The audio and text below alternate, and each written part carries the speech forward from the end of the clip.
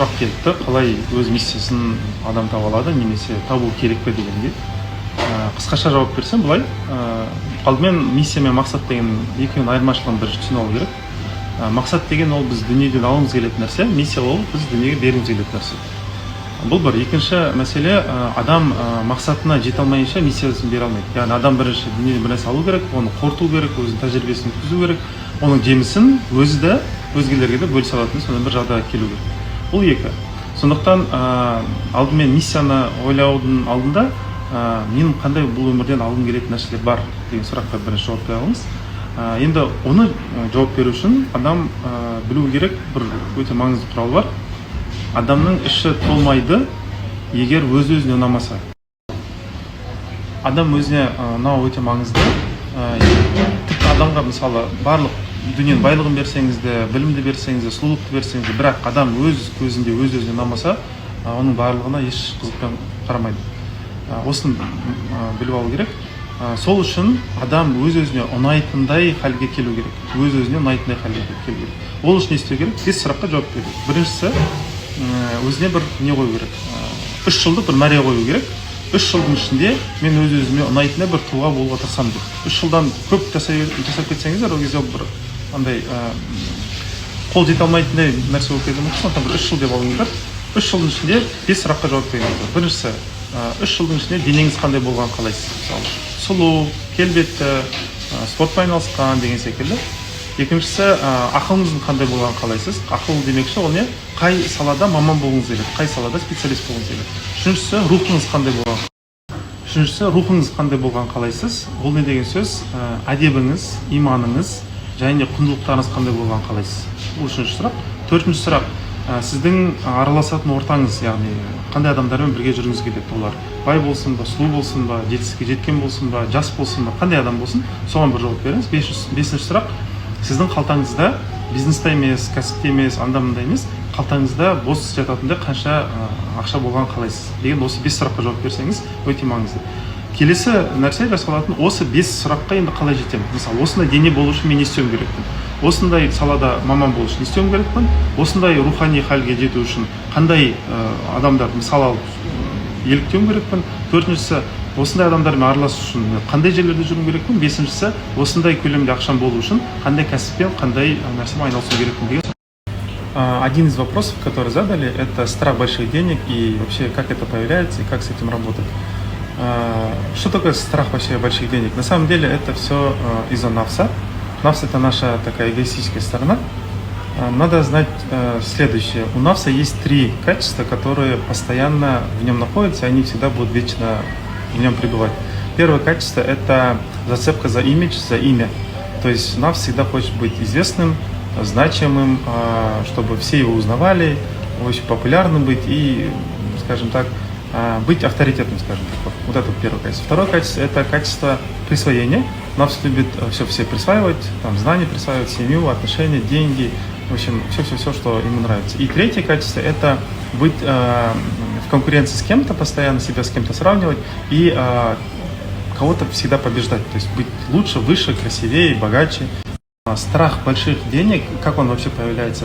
Это состояние, когда человеческий нафс не хочет терять контроль.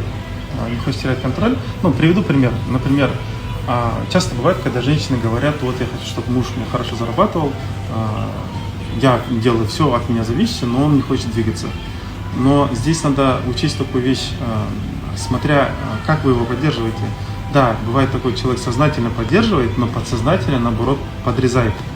Что это значит? Допустим, сознательно говорит: будь хорошим, то все, допустим, будь успешным, все такое, но в мелочах, допустим, да, подсознательно постоянно осуждает, постоянно упрекает, постоянно обижается или постоянно принижает.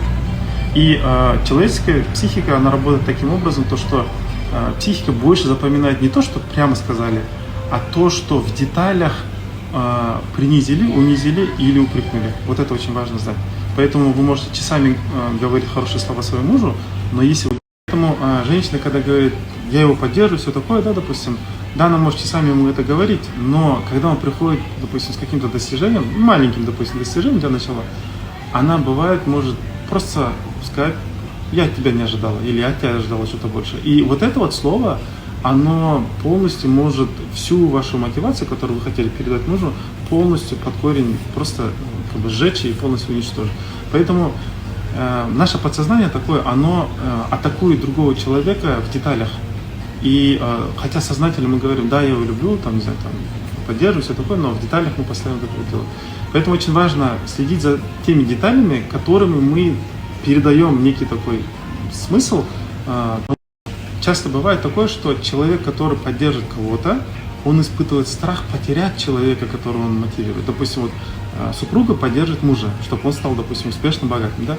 Но одновременно в подсознании у такой женщины будет вопрос, дилемма. Какая дилемма? Если он станет успешным, он будет до сих пор моим или не будет? То есть, если, допустим, он стал успешным мужчиной, быть может, он захочет вторую жену, не знаю, или кому-то другому уйти, да, допустим, или же поменять не только, допустим, стиль жизни, но и поменять жизненного партнера. И вот перед женщиной возникает такой вопрос. Это, конечно, не все сознательно будет, это все подсознательно. Сознательно она хочет, чтобы он был успешным, но подсознательно она до сих пор хочет, чтобы он был ее. Поэтому происходит дилемма некая.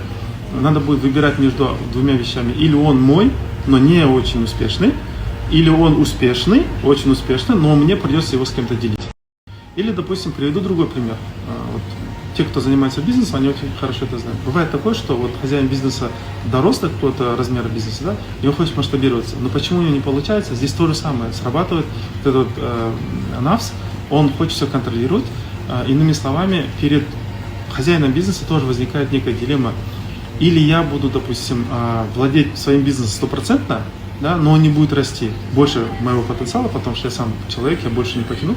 Или мне придется этот бизнес с кем-то делить, таким образом, что я буду делегировать часть бизнеса и часть прибыли или же часть, допустим, процентов от этого бизнеса ему отдавать, но бизнес не будет полностью моим. Да, он будет большим, но полностью не моим. И поэтому перед людьми, бизнесменами особенно, возникает вопрос, или бизнес мой, но маленький, или бизнес большой, но общий. Другой пример приведу, например, зона комфорта. Зона комфорта то же самое. Например, человек пытается контролировать тишину своей жизни.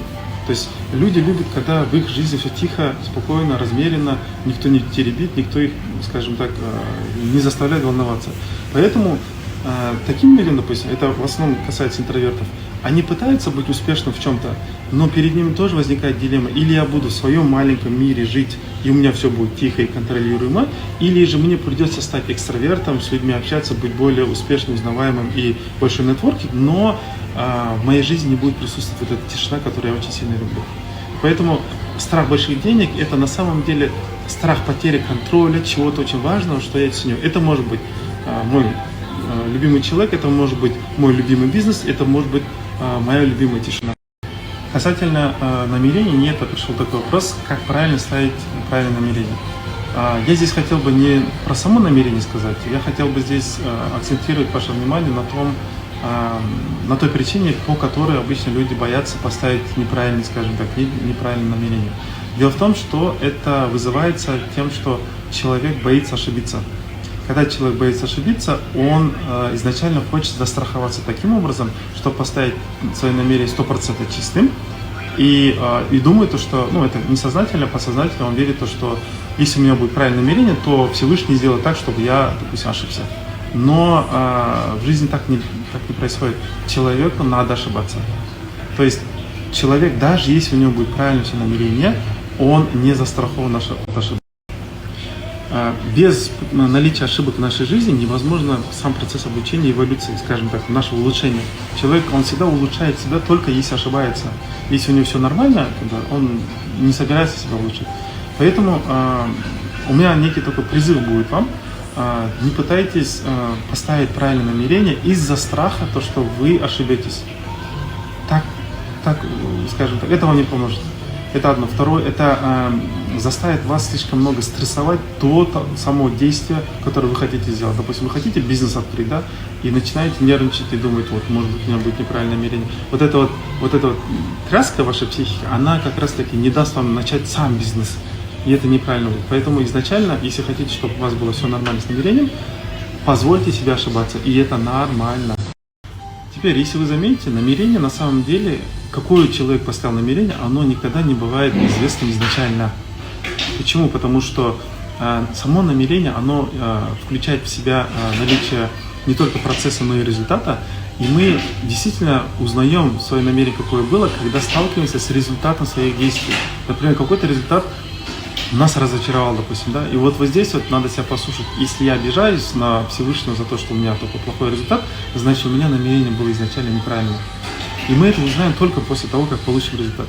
Но здесь вопрос, а почему Всевышний механизм сделал таким образом, чтобы мы про намерение на самом деле узнали только после результата?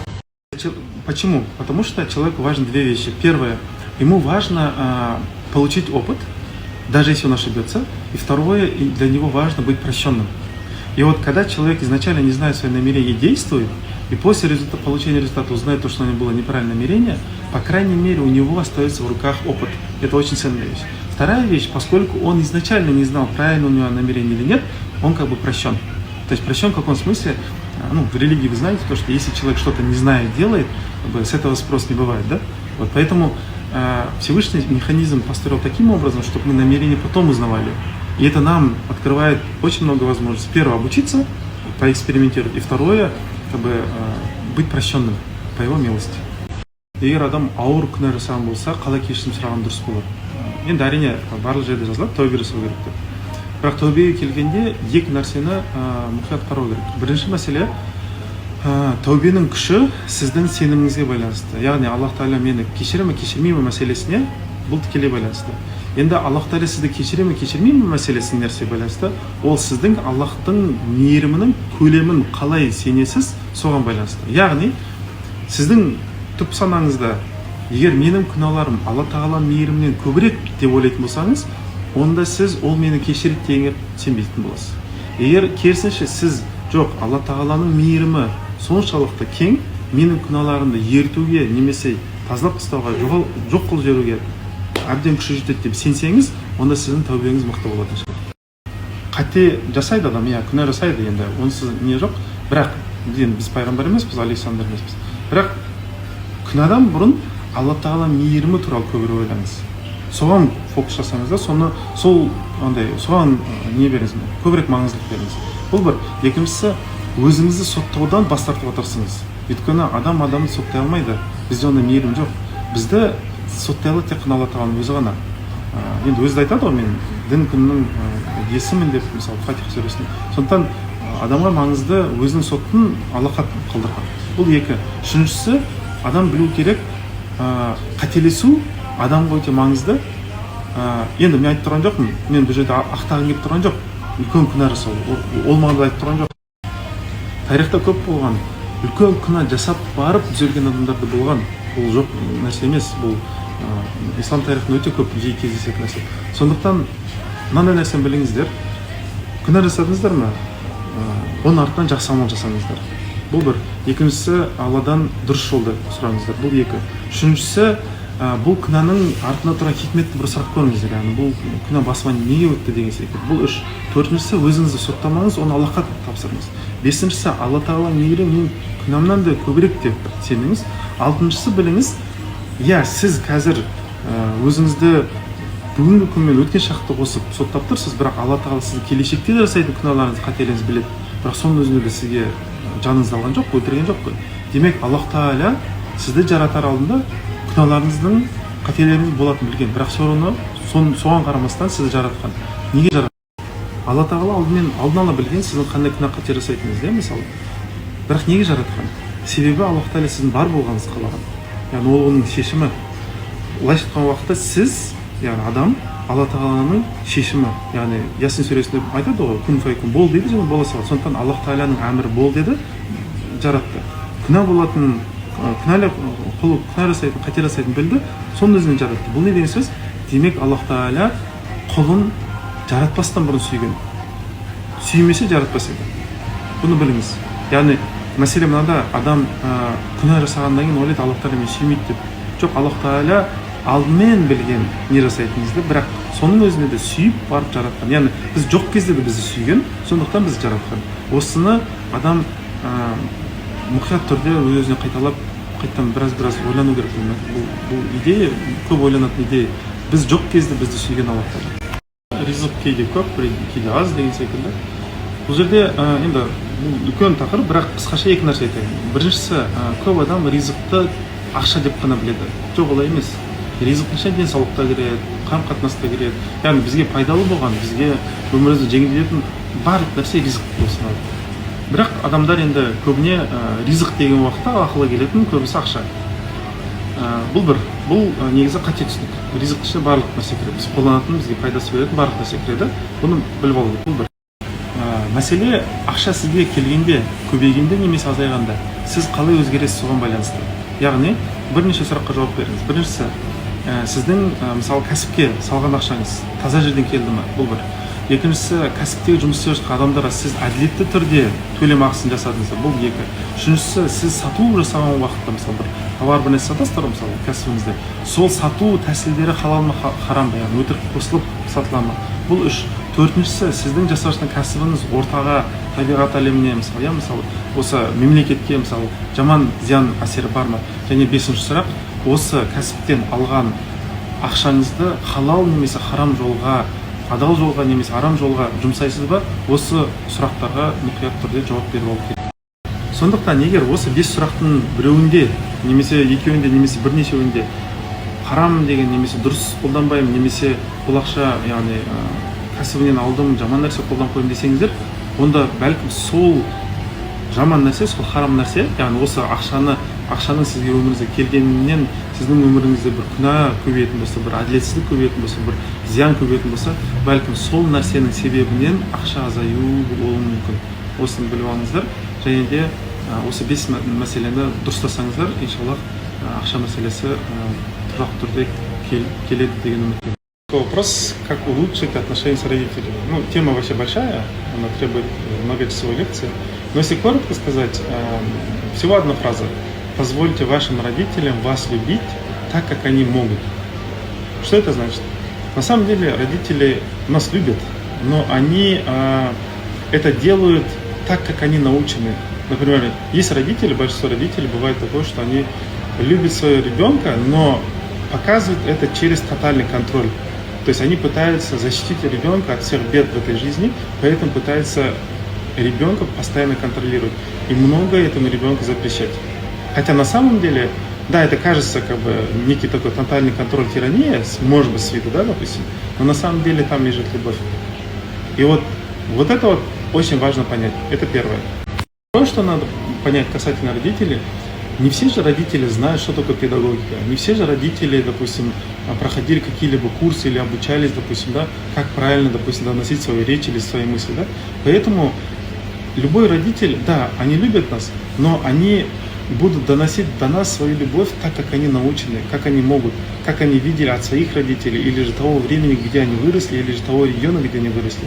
Поэтому, если они до вас доносят свою любовь не в той форме, как вы хотели бы получить, постарайтесь это как бы понять, быть может даже простить и принять. Почему? Потому что требовать от другого человека, чтобы он меня любил так, как я требую, это тоже на самом деле в какой-то степени тирания, и на самом деле это навязывание своих каких-то правил. Все-таки это же тот человек вас пытается любить. Поэтому здесь постарайтесь родителям быть более простительными. Что это имеется в виду? Не в плане «я вас прощаю», да, допустим. Нет, это гордыня. Нет, я не в этом плане. Я имею в виду, примите их просто людьми. И им позвольте им ошибаться, и это нормально. И вы тоже будете ошибаться. И это только из-за того, что человек ошибся, не надо пытаться его исправить или как-то перевоспитать. Это люди другого времени. Но просто позвольте им вас любить так, как они могут. Так, как они могут, и не стараясь их как-то перевоспитать.